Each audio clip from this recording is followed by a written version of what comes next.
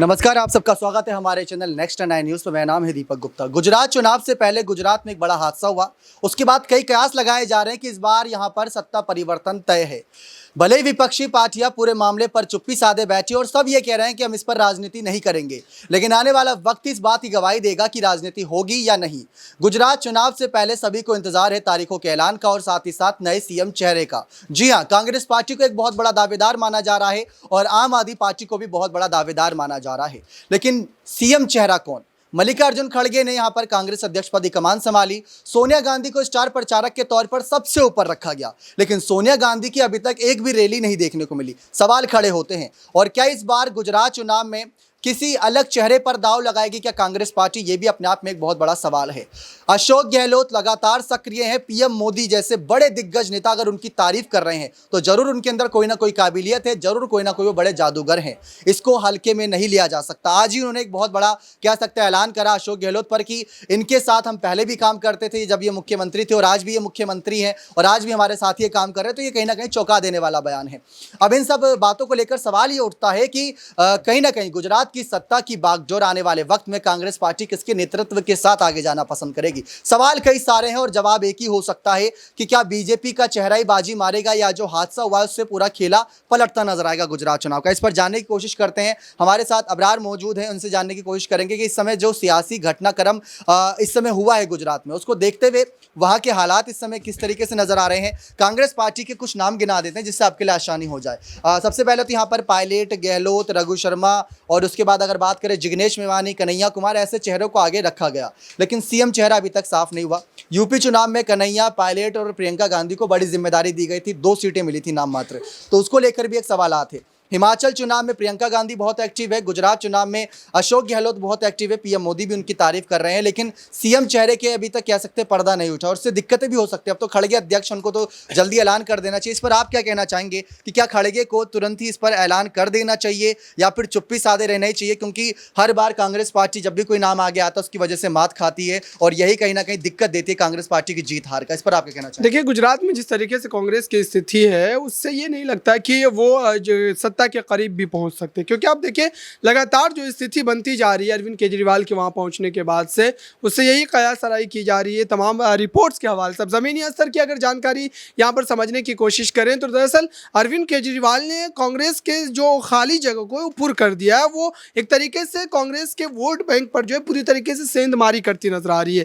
कांग्रेस को इस बात का जरूर मलाल होगा कि उन्होंने जितनी ताखीर के साथ गुजरात चुनाव में अपने कदम को आगे बढ़ाया है, उससे कहीं ना कहीं अब जो उनके कोर वोटर थे वो उनसे छिटक करके अरविंद केजरीवाल के खेमे में चले गए। केजरीवाल ने भी तो अभी तक अपने सीएम चेहरे का नाम का ऐलान नहीं किया। केजरीवाल खुद तो सीएम बनेंगे नहीं, और यहाँ पर गोपाल इटालिया का नाम सामने आया था, तमाम नाम, मेधा पाटकर का भी नाम सामने आया था, लेकिन अभी तक यहाँ पर कांग्रेस अध्यक्ष पद के नाम के साथ साथ यहाँ पर तमाम नामों के ऐलान का भी अभी तक जिक्र नहीं हुआ है। इस पर आप क्या कहना चाहेंगे? देखिए, कांग्रेस जो मुख्यमंत्री चेहरे को लेकर के अभी भी असमंजस में इसलिए है क्योंकि कांग्रेस पार्टी के भीतर अगर हालिया दिनों की अगर बात बताऊं मैं आपको, 1 हफ्ते पहले 2 हफ्ते पहले की रिपोर्ट, तो कांग्रेस पार्टी के जो जिला स्तर के कई नेता हैं उन्होंने इस्तीफा दे दिया है। तो ऐसी स्थिति में आप सोचिए कि जब पार्टी के भीतर इस तरीके से एकजुटता, एकत्रित तमाम नेता नजर नहीं आ रहे, तो जाहिर सी बात है कि एक जो है बड़ी ताकत के साथ कांग्रेस पार्टी कैसे गुजरात में उभरेगी, और नहीं उभरती तो फिर जाहिर सी बात है कि सत्ता में आप कैसे आ पाएंगे। यहाँ पर आप देखिए, कांग्रेस पार्टी जिस तरीके से लड़ रही थी अपने ही भीतर,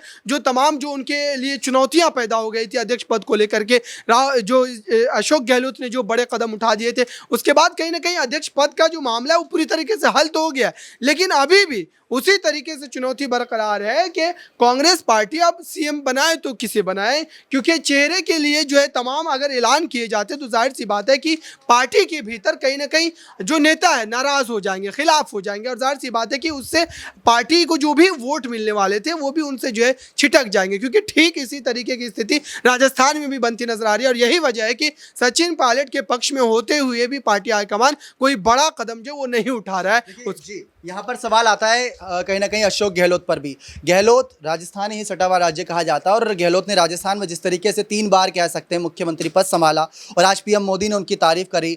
एक समय था जब गुलाम नबी आज़ाद की तारीफ हुई थी पीएम मोदी के द्वारा, और गुलाम नबी आज़ाद आज के समय में आप जानते हैं कहाँ पर खड़े नजर आते हैं। उनकी खुद की एक पार्टी है, कांग्रेस पार्टी से विदाई ली। राहुल गांधी और प्रियंका गांधी, सोनिया गांधी सबकी पोल खोल कर गए थे। तो क्या गहलोत अगले गुलाम नबी आज़ाद साबित हो सकते हैं? क्योंकि गहलोत को जिम्मेदारी पिछली बार भी दी गई थी गुजरात चुनाव में, ज़्यादा यहाँ पर कह सकते हैं मार्जिन बहुत कम था, लेकिन जीत भी नहीं हुई थी, तो वो एक दिक्कत वाली बात थी। गहलोत को आप ऐसे समय पर किस नज़र से देखते हैं कि वो परिस्थिति में बड़ा बदलाव ला सकते हैं, या फिर वो खुद ही पीएम मोदी ने जो उनकी तारीफ करी उसके बहकावे में आके अपनी ही खिचड़ी, अपनी ही रणनीति बनाते नजर? देखिए, अशोक गहलोत ने कहीं ना कहीं पार्टी हाईकमान के उस फैसले की जो अवमानना की थी, उससे ये बात स्पष्ट हो गई थी कि दरअसल अशोक गहलोत को किसी भी तरीके का पार्टी हाईकमान का डर नहीं है। वो अपने आप को पार्टी हाईकमान से ऊपर जो है समझ रहे हैं, क्योंकि कांग्रेस पार्टी की जो दुर्गति हुई है वो कहीं ना कहीं जो फैसले लेने में जो एक ताखीर होती है, लगातार आप देखिए कि हर मामले में कहीं ना कहीं पार्टी के भीतर जितनी चर्चा होती है उसमें कहीं ना भारतीय जनता पार्टी जो अपना फायदा तलाश लेती है, और उसका नतीजा ये होता है